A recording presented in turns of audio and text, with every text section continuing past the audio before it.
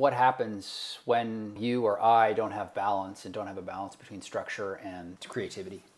Yeah, so most people have one or the other, and they'll have it in great measure.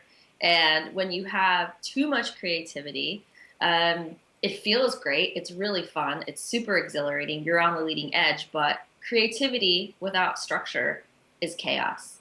So it's random, there's no pattern, it's hard to follow. And I remember when I was starting acro yoga and we were in a massive experimentation phase, which is appropriate for the beginning of a practice or a methodology or a movement. You're figuring things out.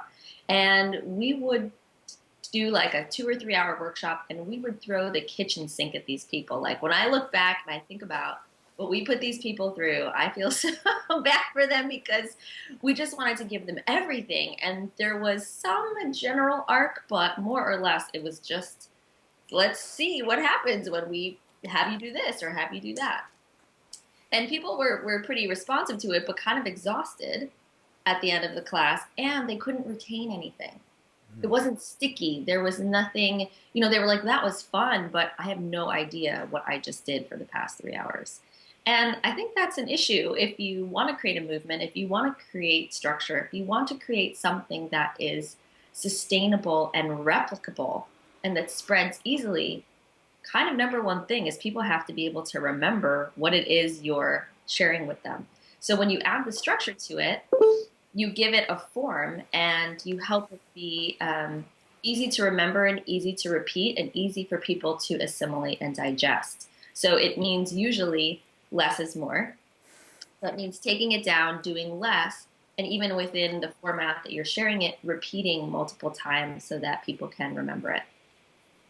Do you have a marker for yourself when you realize you're actually too far into structure or too far into creativity? Absolutely. So structure, too much structure can be um, also suffocating in the sense that we lose the creativity, we lose the spontaneity, we lose the connection to the moment and to source and to like the amazing channel that we can be when we're too tied to structure. So I know towards the end of my career in acro yoga, when I was really teaching teachers almost all the time. So I'd be teaching a program for students, but teaching the teachers and teaching the assistants, and it was a lot to handle, and I felt really confined by the form. And it became about just teaching people how to uphold the form, not about the creative spark that brought the form to life. So when you get too tied to a form, you lose spontaneity, you lose creativity, you lose. There's a chance that you end up being on autopilot, and that things become rote, and that you lose the perspective of maybe this needs to evolve, maybe this needs to change, because creativity is all about being on the leading edge and creating something new. And then when you codify it, now it becomes stuck.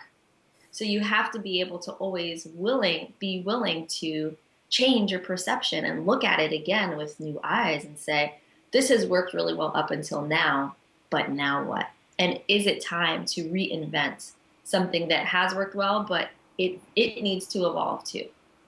So, do you have some frameworks that people can use in terms of finding that balance and finding a balance between structure and creativity?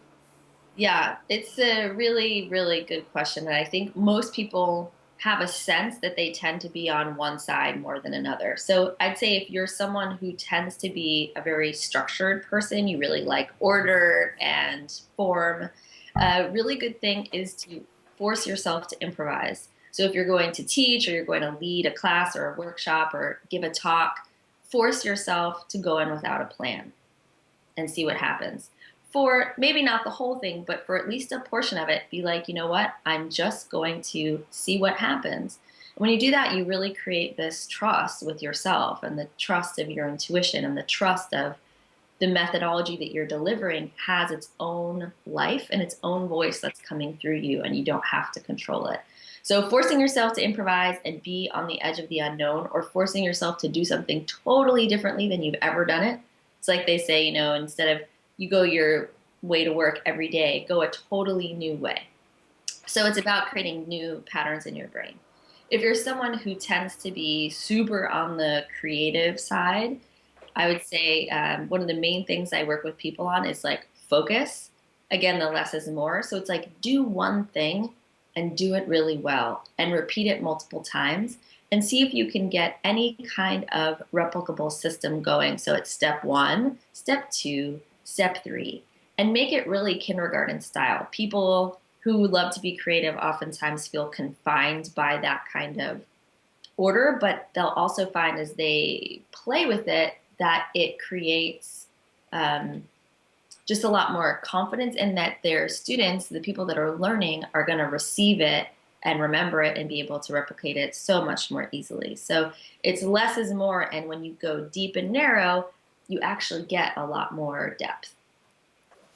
And do you have an example of what this shift made for you, maybe going back to acro yoga, or an example of one of your clients where it really made a big difference, where they suddenly were so creative and adding some structure to it just really made a massive shift in their business?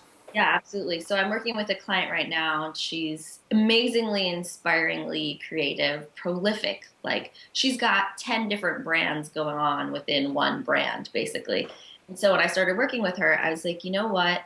Your problem is not that you don't have enough material or not that you're not inspired. It's about refinement and focus and distillation and discernment.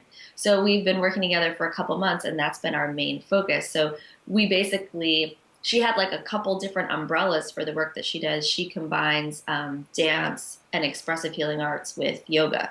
So you already got three pretty big categories to combine, just like we did with acro yoga. But she has multiple definitions, multiple paragraphs. It's described in all these different ways, and they're all beautiful, but they're confusing because there's too many variations. So what we've been working on is really honing it down and saying, let's come up with a very clear, very simple, very succinct, nuts and bolts definition of what this one thing is. And we've created one umbrella where everything fits underneath it. And now when you read it, it's one super powerful paragraph. The poetry is there, the inspiration is there, the eloquence is there. But I also get a really clear hit right away. This is what this practice is, and now I want to engage with it because it's distilled for me. Well, it'd be really great if this material interests you, if you're struggling with this creativity, structure, balance, if you're trying to bring something really powerful into the world, go check out jennysauerklein.com. We've got a blog. You're going to get new material, advice, practical tips, wisdom, stuff you can implement right away at our blog. And you can also sign up for the newsletter and updates about what we're up to. So hope to see you soon.